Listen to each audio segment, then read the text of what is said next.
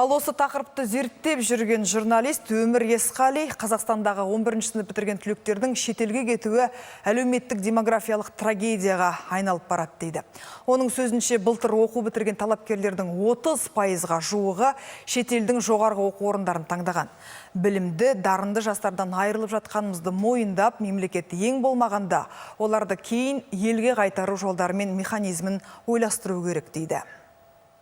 Бізде 5 жыл оқитын болса, Ресейде 4 жылға тұрып жатыр.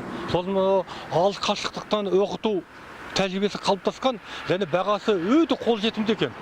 Көбі мына сырттан оқитындар Ресейден Челябіге барады, Омбыға барады да, бүкіл соны дипломдарын алып келіп жатыр. Қазір бізде 10 адамның 8-і осы Ресейдің дипломымен жүр.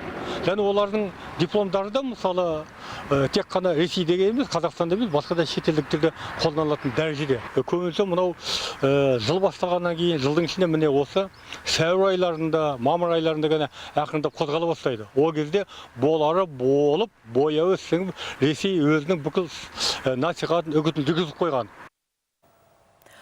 Бұл арада екі елдің оқу орындарының бәсекеге қабілеттілігі де әр азаматтың таңдауы мен табиғи миграцияда ресейшіл көңіл күйде болуы мүмкін. Біз құбылыстың түпкі себептерін, оның негативі немесе позитивті тенденция екенін білмейміз, бірақ мәселеге мемлекет көңіл аударуы керек деп есептейміз.